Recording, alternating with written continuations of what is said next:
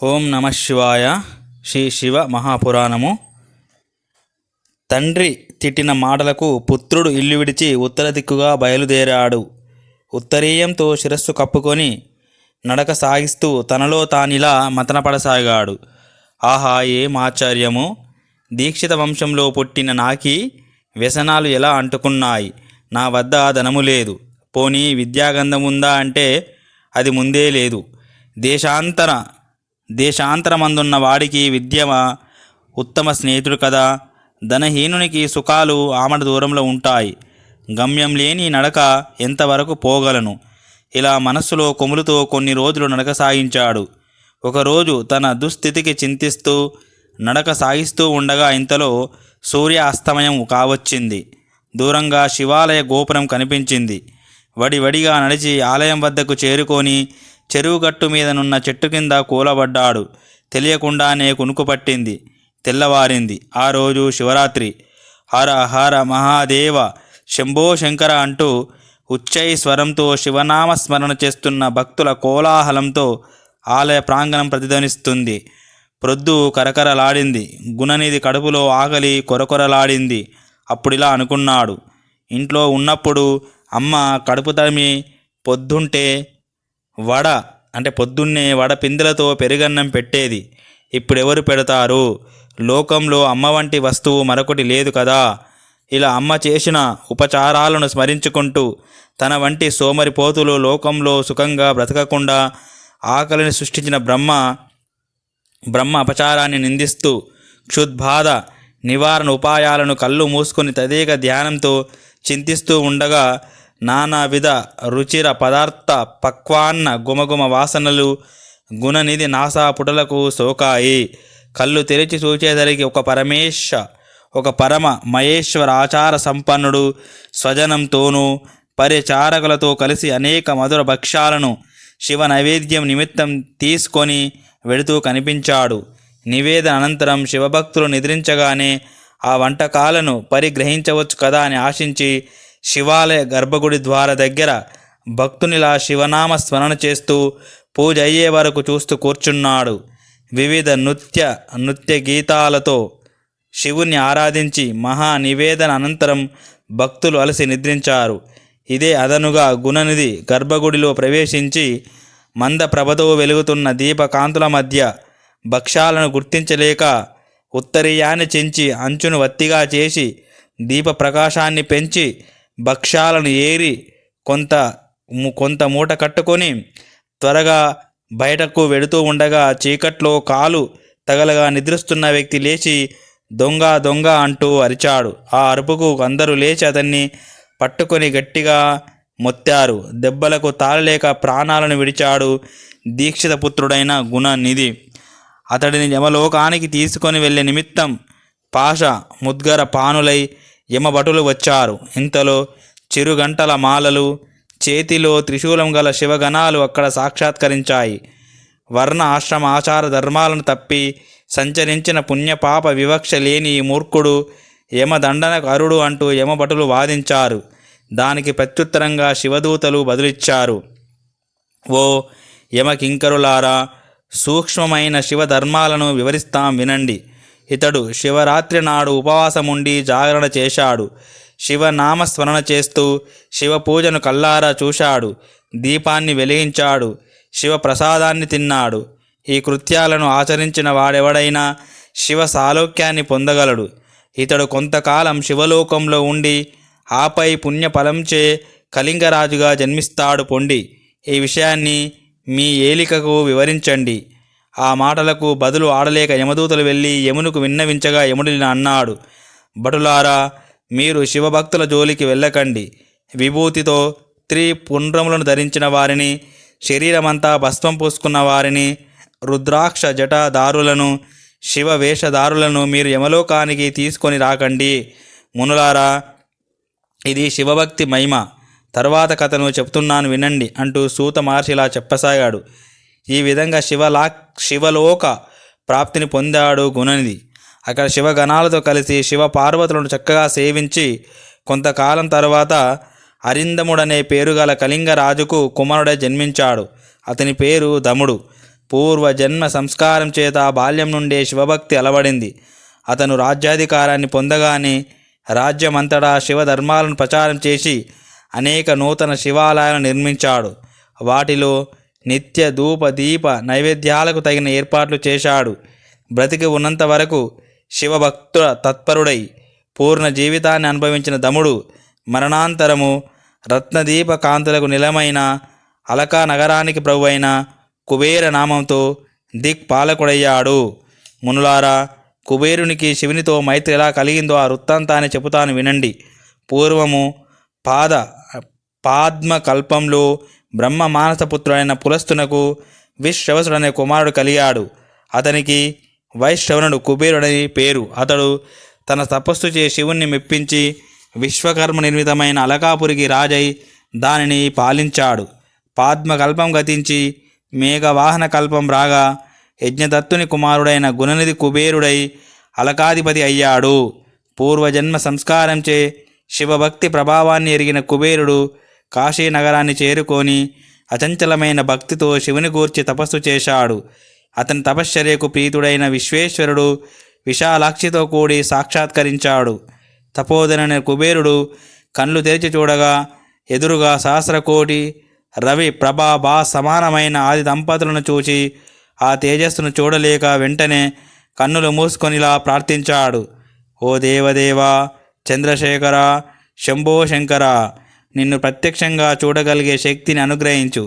అదొక్కటే నిన్ను కోరే వరం.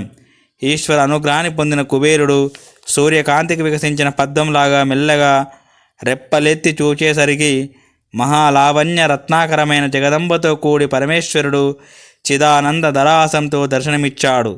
లోకనాథుని చెంత రాకాచంద్ర జ్యోత్స్న పర్యాస వాసుర దరహాస వదనంతో నిలిచిన ఉమాదేవిని దర్శించి కుబేరుడిలా అనుకున్నాడు. ఆహా, ఏమా రూప సౌందర్యము, ఏమి ప్రేమ సౌభాగ్యము, ఏమా శోభ, ఏమా నయన ద్యుతి.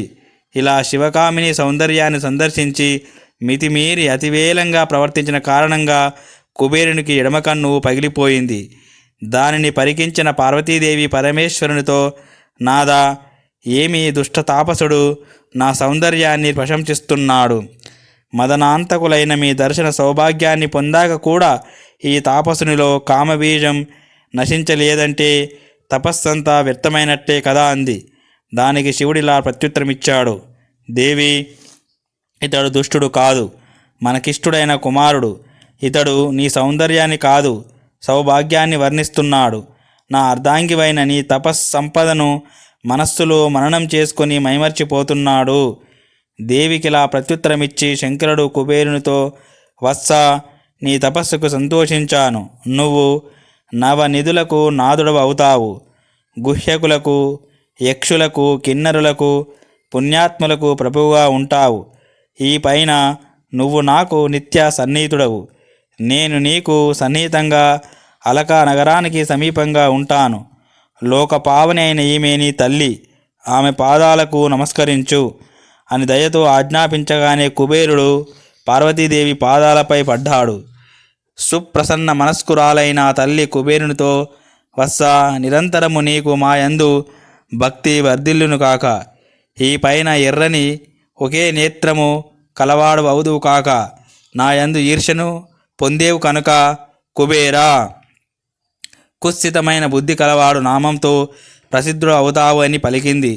అలా కుబేరునికి వరాలు ఇచ్చి అలకానగర సమీపంలో ఆది దంపతులు కైలాసాన్ని నివాసంగా చేసుకొని సుఖంగా ఉంటున్నారు.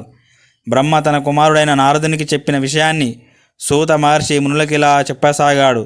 పరమ తపోధనులారా, పరమశివుడు తన పూర్ణాంశ అయిన రుద్రావతారంలో అనేక కోట్ల రుద్రగణాలతో కూడి కుబేరుని అలకానగర సమీపాన కైలాసంలో కొలువుతీరిన వృత్తాంతాన్ని చెబుతున్నాను వినండి. ఉమాసహితుడై పరమేశ్వరుడు తన నిజ స్థానానికి వెళ్ళి కుబేరునికిచ్చిన ప్రతిజ్ఞ పాలన గురించి ఇలా ఆలోచించాడు.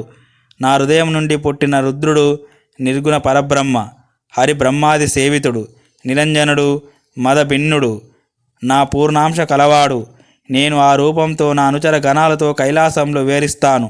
అది నా తపోభూమి అని సంకల్పించగానే రుద్రుడు ఉత్సాహంతో ముందుకు వచ్చి ఉత్సాహకారకము, సకల దేవత ఆహ్వాన స్ఫోరకము, గంభీరధ్వని పూరకము అయిన డక్కను నినదించాడు.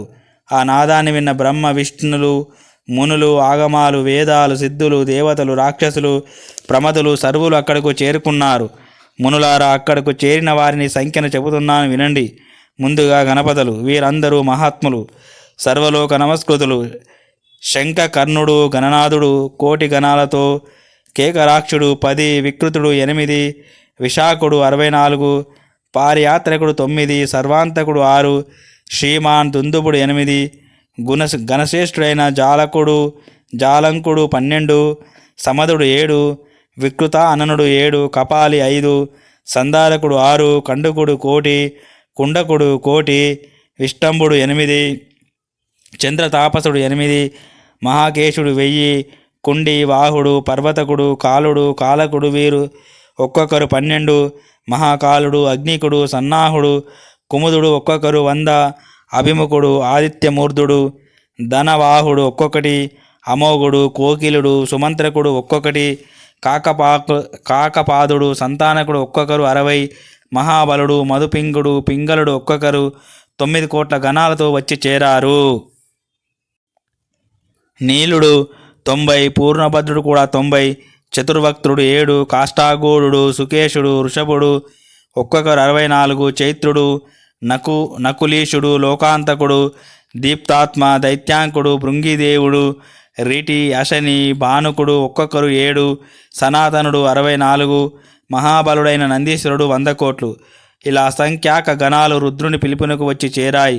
వీరందరూ జటా కిరీటదారులు, చంద్రశేఖరులు, నీలగ్రీవులు, త్రిలోచనులు, ముమ్మూర్తుల రుద్ర సారూప్యులు.